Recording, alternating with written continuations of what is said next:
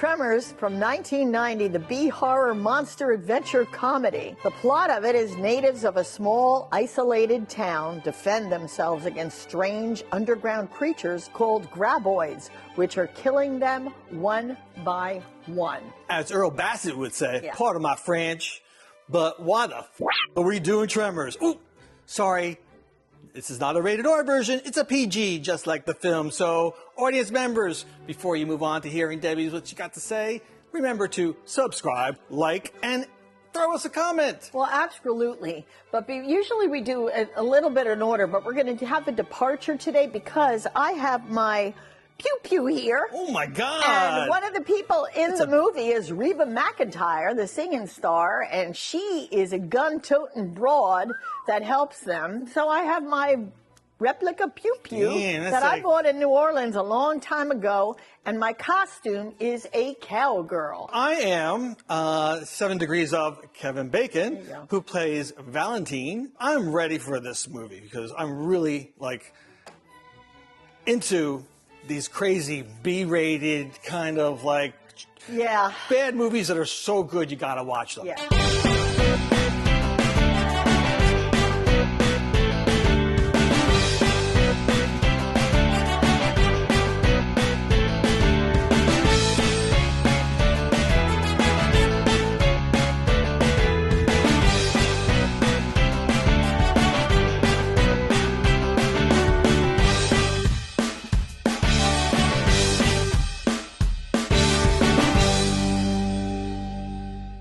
So before we get to the film, I gotta get into the mood. Kevin Bacon, Reba McEntire. All right. This is the Graboid Grog. It's made with a little bit of tequila to get that desert ruggedness feel, a little bit of lime juice, and some hot sauce to spice it up. So today's Cinema Sip Graboid Grog. Say okay, let's check it out. Fast. To give that 1990s simplistic feel and a little bit. Well, the secret ingredient. Ginger beer. I almost drank it when I saw you making it. I like it. This is nice, right? I like it. It's got tequila. It's a good summertime drink. It's a good refreshing thing. And I will not eat the lime. I'm not that crazy. I love lime. Well, there you go. If you're going to be puckered up this whole review. On the count of 3. 1, 2, 3. Wow. Interesting. I voted and gave it a 7.5 for my, what is that? A graboid. It's a graboid. Finally getting That's a hard word to say, graboid. But a graboid, and you gave it a 6, Debbie. Yeah. I am not shocked, but shocked at the same time because, again, these are like the B-rated flicks. Exactly. That are kind of like the fun things. But at the time, this movie was a flop.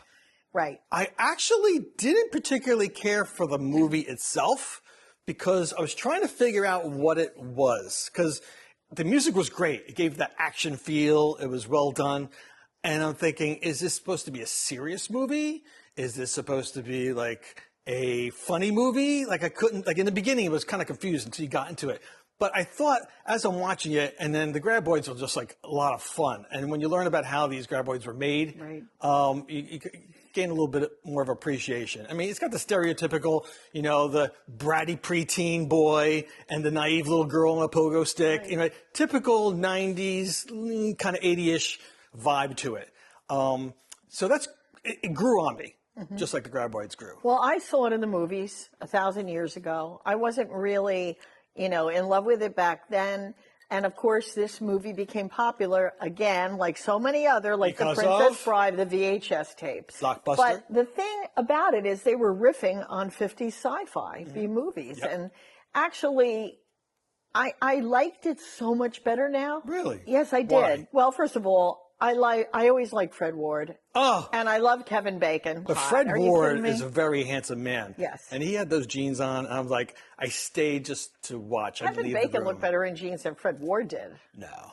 Well, no. These two guys that are like fix-it handyman guys are doing odd jobs to make money in this tiny little town that has like one store. Everybody knows each other. But then they have this encounter with this thing. And everybody is every man for himself and trying to figure out. And in the meantime, there's a girl there that is a college student, and she's doing seismic occurrences out in the desert. Right. So she found that there's something like patterns under the sand. And that's pretty much the premise of it. Right. And then there's kind of this underlying love interest between Valentine and her. I mean, she's like the leading lady of this movie. Yeah. She's kind of like this, again, it gives you that, you immediately think of 80s, 90s. One of my favorite scenes was the poor retired couple. They just retired. I'm feeling for that. Sorry, I'm feeling for that. And they're kind of living their life. They're enjoying the stars. And all of a sudden, the grab boy is like out of nowhere just comes up. You know, the trailer gets like destroyed. Yeah. The husband gets eaten up.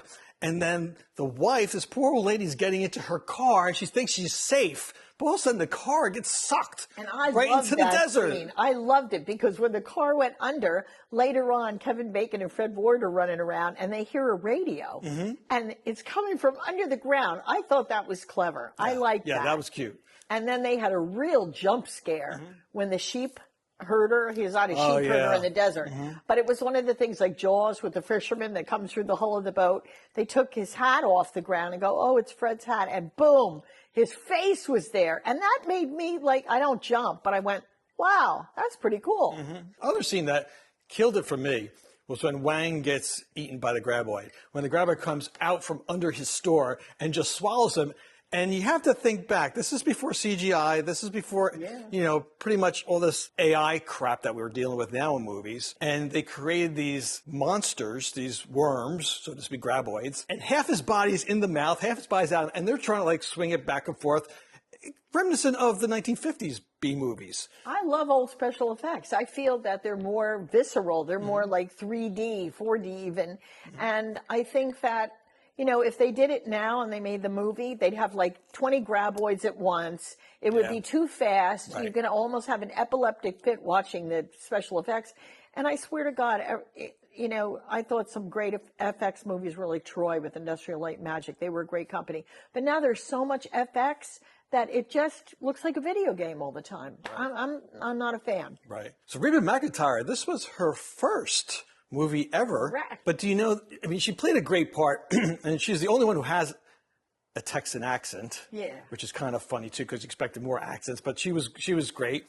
And she was the gun-toting wife of Michael Gross. Reba not only does a great job, a surprisingly great job, but do you know at the end credits she has a song, one of her songs? Well, you know, if they're singers and they're in a movie at all, at some point, a song has to be in there. Right. But they had a producer on this that was the biggest kick-ass producer of the time, Gail Ann Hurd. She did The Terminator, Aliens, things like that.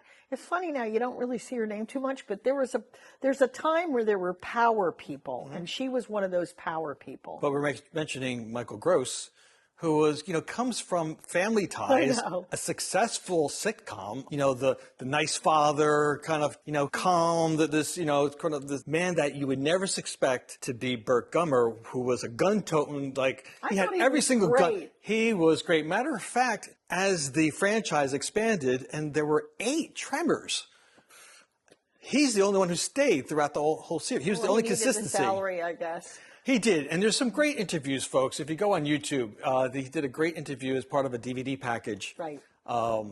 And when you listen to him, he never thought first of all, he never thought he would get the part, because again, he's coming from this image of this, father type 1950s kind of in an 80s look father into this guy who's blowing brains up and, you know, people. But the interesting part is he actually said he made a condition of his appearances in the movie to never shoot anybody. If you notice, he never shoots a person. I didn't notice that. He shoots, you know, the graboid, but in none of his episodes in his movies did he ever shoot a person. Okay. You know what surprised me? Kevin Bacon. Because when I saw that Kevin Bacon was in this movie, I was like, why the hell is he doing this movie? He's coming from Footloose. He's come from, like, decent. He needed the money. He was recently married. He had a kid.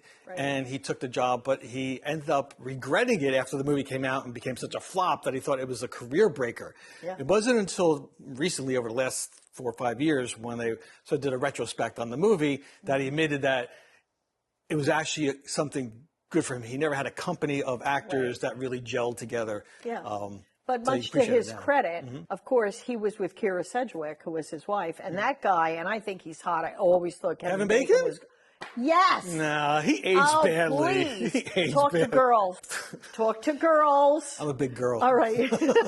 No, you like Fred Ward. You're running off with him. love I'm Fred running off with Ward. Kevin Bacon. He's a man. But Kevin Bacon, to his credit, he has always had a strong marriage, and he's also a musician. He's got a band. Do you know that? Yes, I do know that. Yes. Okay. But Fred Ward and Kevin Bacon have this great relationship that's really comedic, and when they don't want to do something, they do rock, paper, scissors, and they really just go along and you know, they're a gelled. team. They They're like really, best friends. Right. And they also and they also wanted to get out of perfection. Perfection was the town. I mean, they just wanted to get out and start new, and they couldn't get out, no matter how hard they tried. Everything. And they had a scene which bothered me with the horse, Oh. where the horse gets it. But you know, the horse was live horse. This is the old days. Really? No CGI. That was a trained horse that laid on the ground.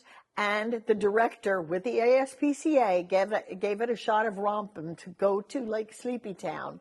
And then they had a fake flank next to the horse when the worm thing grabbed it. Wow. Yeah. As we said, that this was a huge flop at the box office. The budget was $10 million. And when it came out in January of 1990, it only earned about $16 million. Its success, as you mentioned, was because of the VHS, the tapes. Yeah. But a lot of the cast, you know, were pissed because who would have thought that this flop would end up being a huge franchise? Another thing that's interesting about it, in film they use the sound effects, and I forget the name of it, and there's a sound that they use in Westerns where they go, and they scream, and I know that our producer knows that, and I did right at the top of my head, I forgot. But the graboid sound in this was used in so many films. It was used in Predator 2, Starship Troopers, Ants, which I do not know that picture, Mosquito, Eight-Legged Freaks, and Kong Skull Island. So they use the same soundtrack. So there you go. Plenty of problems on set. The heat was one of them. The difficulty in using these mechanical beings. But all in all, it's you know, one of these typical B movies that sort of grows on you. I know it did for me. That's why I voted the way I did. Yeah, I mean, I can't give everything a super high score, but I did enjoy it. And when I was watching it again, and I hadn't seen it since it was out in the movies, I thought, you know what? This is a nice, well-constructed movie. That's the difference. Remember she said that, folks. Remember she said that. We're going to get on that. Okay. Wait, can I stop you? Sure. Because I want to test your skills like since you know so much about Reba McEntire, Ms. Rita. Okay. Oh, here we Rita. go. Reba. Remember, I have to think the opposite of what I think to get this. Okay. So as we go into my thing now, I'm going to test your skills. You know so much about Reba McEntire? Not really. How did Reba McEntire... Well, she sounded like she did. How did Reba McEntire get picked for this role? How did she get discovered? She auditioned for it. Before she auditioned, you mentioned Gail before. Gail Ann Hurd. Okay, how did she find her? Was she friends with Gail Ann Hurd? No. I don't know. She went to lunch with Gail Ann Hurd. I don't know. Gail saw her on the Pat St. Jack show. Oh, do you remember Pat St. Jack? No. Pat St. Jack? No. Wheel of Fortune. He's the host of Wheel of Fortune. Oh no! 40 years. Yes, with Vanna. What? Pat St. Jack. Yes.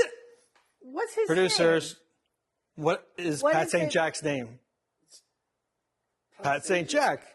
Pat St. what? St. Jack. I thought it was Pat Sajak. You St. said St. Jack. It's the same thing. Oh, Pat Sajak, not no, it's Pat St. Jack.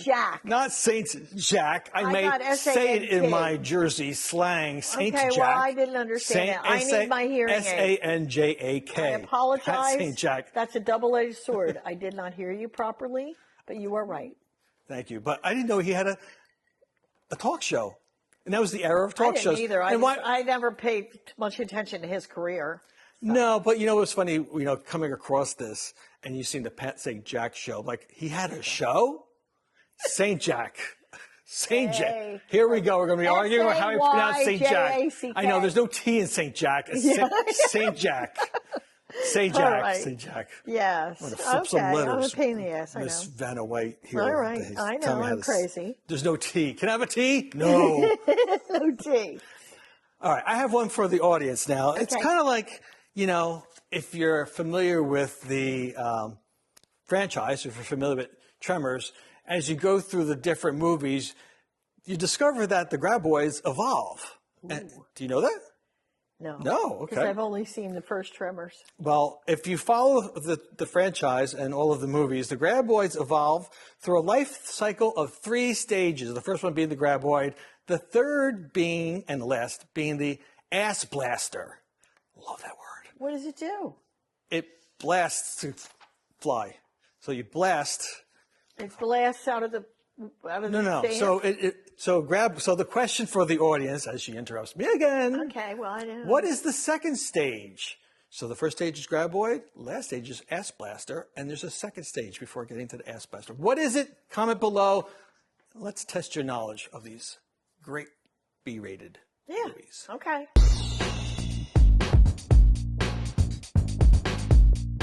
Number 1 is Dune Part 1, 2021. Paul Atreides, played by Timothée Chalamet. I thought you were supposed to do classics. What got it? Arrives on Arrakis, because I couldn't do the first Dune because it sucks so bad, I wouldn't tell them about it. Arrives on Arrakis after his father accepts the stewardship of the dangerous planet. However, chaos ensues after a betrayal as forces clash to control Melange, a precious resource. And the reason I'm saying this is because Dune 1984 completely sucks. It's like a torture to watch the thing. Snakes on a Plane from 2006. An FBI agent takes on a plane of deadly venomous snakes deliberately released to kill a witness being flown from Honolulu to Los Angeles to testify against the mob boss. Sam Jackson is the lead, and this film is a hoot.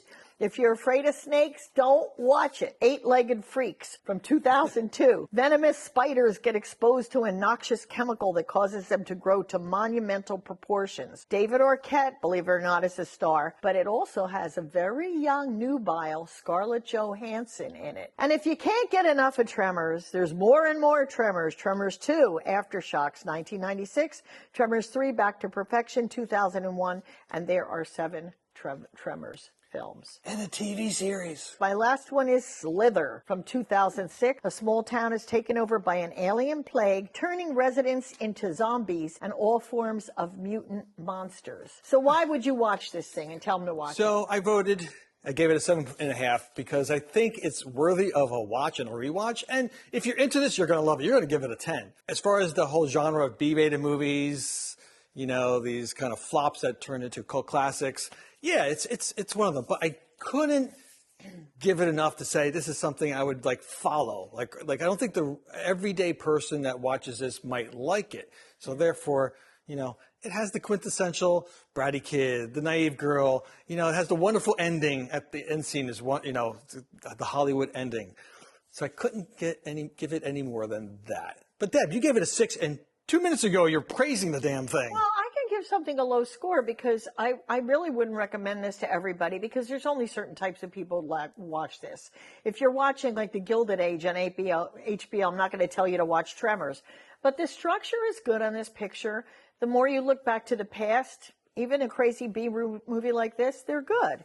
And Kevin Bacon and Fred Ward have a great chemistry. They have some one-liners in there that are funny. So if you want just to watch something where you don't have to think, you can get up and get a soda, you don't have to invest 100%, it's a kind of cool little movie to watch. So 6 is worth watching is what you're saying. If you saying. are a B horror movie person, and if you have a crush on Kevin Bacon or you ever like Fred Ward, then you would watch it. Yeah. So the Graboids are ready to get us, Deb.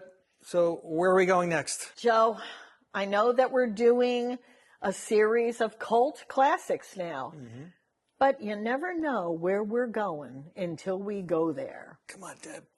Rock, paper, scissors. 1, 2, 3. Oh, I lost. She cut me.